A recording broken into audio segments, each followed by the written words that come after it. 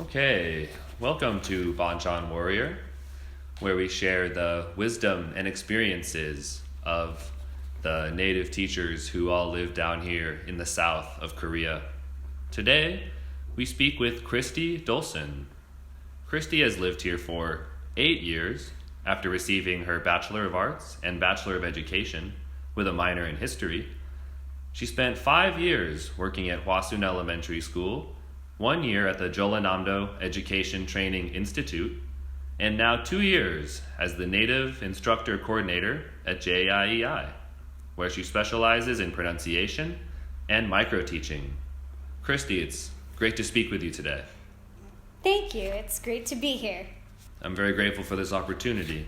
So, microteaching is actually not a term I was familiar with before I arrived here as an instructor. How would you yourself define microteaching? Okay, microteaching, as developed by Dr. Dwight W. Allen at Stanford University, is defined as a teacher training technique whereby a short teaching demo is recorded and then viewed by the teacher, their peers, and a master teacher for the purpose of gaining constructive feedback in order to improve one's teaching techniques. And I define it in my course pretty much the same way, except in my class we assess previous teaching demos in class altogether, and then the trainees only assess their own demos by themselves. Yeah, I'm also very interested in the micro aspect of it. It gives me this idea that some of the little things that we do in class, if we can adjust those small things, can make a very big difference in the long run. So you've been doing this teacher training for almost 3 years now. So I take it you've evaluated a lot of Korean teachers' teaching demos. Yes. So you've given a lot of different feedback. What would you say are some of the most common wishes or areas of improvement that you notice in Korean teachers that might also apply to native teachers as well? Well, with Korean teachers, I would like to see less hesitation. Korean teachers, when they're doing an English teaching demo, have a very nervous habit of broadcasting their anxieties before starting a lesson. And they also have a lot of running commentary where they're providing constant English narration of the class. And a lot of native teachers do this as well, because they think their students need constant English input, and that's just not true. A lot of running commentary where you're narrating the class is just overwhelming for a lot of the low-level students, and they're not aware of that. They don't understand it until I bring it up to them. So my wish is that these amazing and competent teachers would first of all have the confidence to stop doing that and to just teach their lessons with confidence. And I would also like to see a shift away from using a lot of running commentary in teacher-centered lessons and having a lot of whole class questioning, using more pair work and group work. Yeah, I personally think that when I started as a native teacher, as I reflect back, running commentary was something I also struggled with quite a bit. For example, if I was going to step in front of a class and say, okay, we're going to do a worksheet, so now I'm going to hand this worksheet out to you, how would you adjust that from a microteaching perspective? Well, students can see that you have a worksheet with their eyes. You don't need to announce that you have a worksheet for them. The best thing to do is to just keep things simple and short, and to start your sentences with the word let's to make it more community focused, and saying, let's do a worksheet. And then just give out the worksheet. And then give the instructions for that worksheet in the shortest, simplest language that you can use. Yeah, I really like that you taught me that let's expression. It just sounds a lot more positive, like you said, community focused, and it's very imperative. Like this is what we're doing, and okay, let's do it. Yes. Excellent. You also mentioned about questioning, how sometimes our questioning techniques can prove to be ineffective, especially for students' confidence, as that might already be an issue when it comes to speaking English in the class.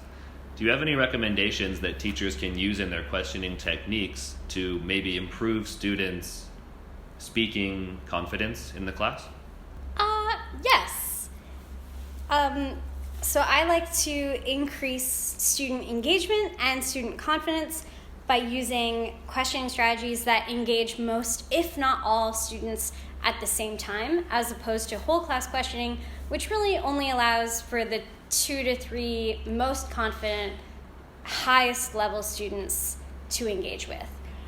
So in my classes, I like to use what I call the golden standard, which is TPS, think, pair, share. I pose a question to the whole class, and I let the students think quietly about it, and then I tell them to talk with a partner. So in our case, we're teaching adults, so they're discussing in English, but if I were in a public school, I would say you can discuss in Korean, that's fine, but if I'm looking for an English answer, then I would have them summarize their thoughts in English.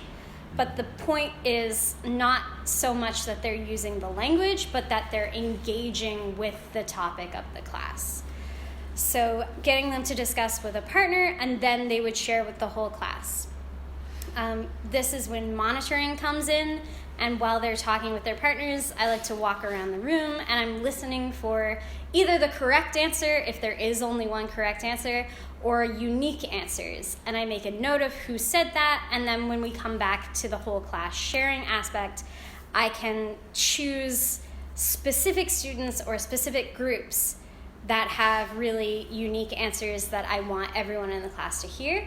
And by directly choosing those students, they get a confidence boost because they've been noticed by the teacher. Especially when you ask them, like, oh, Kyung-soo, that was a really great answer. Please share that with the other students. And then they get that praise as well, and that's another confidence boost. And then the next time, they might volunteer to answer as opposed to being called on by the teacher. Yeah, absolutely. I like that sort of double benefit of when you call on the student, they don't feel put upon. They don't feel like they have to rack their brain for a response because they already have formed the response in their thinking time. Mm-hmm. And yeah, they also feel very proud that you noticed and that their effort was rewarded. It's a really subtle way to introduce reward into your classroom. That's wonderful. Mm-hmm. So a new class of teachers will come here in April. A lot of them might have never stepped foot in a classroom, let alone a foreign language classroom in a foreign country. From your perspective and all of your experience, if you could give any kind of general advice to these brand new, starry-eyed new teachers, what would you tell them? Be silly. If the students are laughing, then they're learning. They're creating long-term memories, they're making positive connections to you as a teacher and to English as a subject that they're being forced to learn. And they're also making good memories and good connections to your class. Also, it's a strong belief of mine that so much of teaching is sharing. And I think it's really important for new teachers. They might think, oh, I can't share who I am because that's not what I'm here to do. But it is. It is what you're here to do, especially as a cultural ambassador in Korea. I think we should share our passions with our students. Like, if you're into anime, put your favorite anime characters in your PPTs, and the students will love that. If you love movies, decorate your classroom with now showing posters, and that creates an atmosphere and talking points for your students when they would say, oh, teacher, you saw Star Wars, me too, I really loved it. And that is something beyond your lesson that your students can connect to, and also making those good memories with you and those positive connections about foreigners and English as a language. Don't just be the English teacher. Like, let your unique personality shine through in your classroom and also in your lessons. Yeah, kind of two general takeaways I could take from that. And something that I really repeat to myself often is students won't always remember exactly what you teach, but they will remember how you make them feel. Mm-hmm. So being silly and bringing in those positive emotions, those can stick with the students a lot longer than the future tense might. Yes, exactly. And because we're foreigners, they'll naturally be curious about us and our lives. So the way that we can inject our personalities and our interests into lessons is a really good way to satisfy that curiosity while also making us more engaged in class. And as a reciprocity, they might also be more engaged in class as well. Mm-hmm. Well, Kristy, this has been wonderful and very enlightening. I really appreciate you sharing your wisdom with us today. It was my pleasure, Ian. Thank you for joining us on the Banchan Warrior. Live wonderfully.